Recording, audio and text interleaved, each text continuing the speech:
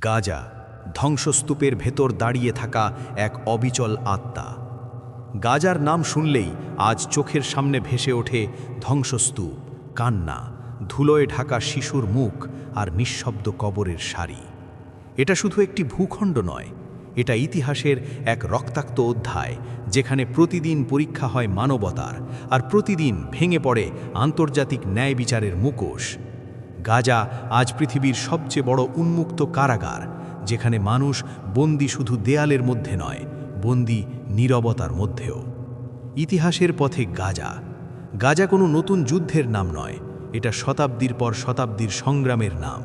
ফিলিস্তিনের এই ভূখণ্ডে একসময় মুসলিম, খ্রিস্টান ও ইহুদি তিন সম্প্রদায়ই পাশাপাশি বাস করত। কিন্তু রাজনৈতিক অগ্রাসন, শক্তির লোভ আর উপনিবেশিক চক্রান্ত এই শান্ত ভূমিকে পরিণত করেছে এক স্থায়ী সংঘাতের ময়দানে। আজ যে ইসরায়েল রাষ্ট্র নিজেকে নিরাপত্তার নামে বৈধতা দিতে চায়, তার জন্ম হয়েছে লক্ষ লক্ষ ফিলিস্তিনির ঘর ছাড়া হওয়ার কান্নার উপর দাঁড়িয়ে। গাজার শিশু জন্মের দিন থেকেই যুদ্ধের মুখোমুখি। গাজার শিশুরা প্রথম যে শব্দ শোনে তা আজান নয়, বোমার বিকট শব্দ। তারা খেলনা পায় না, পায় ধ্বংসস্তূপের ভাঙা ইট। তারা স্বপ্ন দেখে না, কারণ আগামীকাল বেঁচে থাকবে কিনা সেটাই নিশ্চিত নয়। কিন্তু তবুও এই শিশুরাই একদিন দাঁড়িয়ে বলে, আমরা ভয় পাই না, আমরা অন্যায় মেনে নিই না। এটাই গাজার সবচেয়ে বড় শক্তি, ভাঙা শরীরের ভেতরেও অবিচল মনোবল। জুলুমের বিরুদ্ধে ইসলামের শিক্ষা। ইসলাম কখনো অন্যায়কে মেনে নিতে শেখায়নি, কিন্তু ইসলাম একই সঙ্গে বলে, অন্যায়ের প্রতিবাদ হতে হবে ন্যায়ের পথে। রাসূলে করিম বলেছেন, জালিমকে জুলুম থেকে থামাও আর মজলুমকে সাহায্য করো। আজ গাজা মজলুম, আর আমাদের দায়িত্ব তাদের পাশে দাঁড়ানো, কণ্ঠে, কলমে, দোয়ায়, মানবিক সহায়তায়। কারণ প্রকৃত শক্তি শুধু অস্ত্রে নয়, প্রকৃত শক্তি সত্যের পক্ষে দাঁড়ানোর সাহসে। বিশ্ব বিবেকের নীরবতা।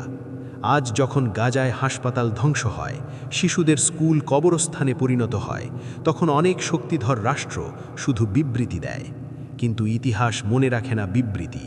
ইতিহাস মনে রাখে কে ন্যায়ের পক্ষে দাঁড়িয়েছিল আর কে নীরব থেকেছিল।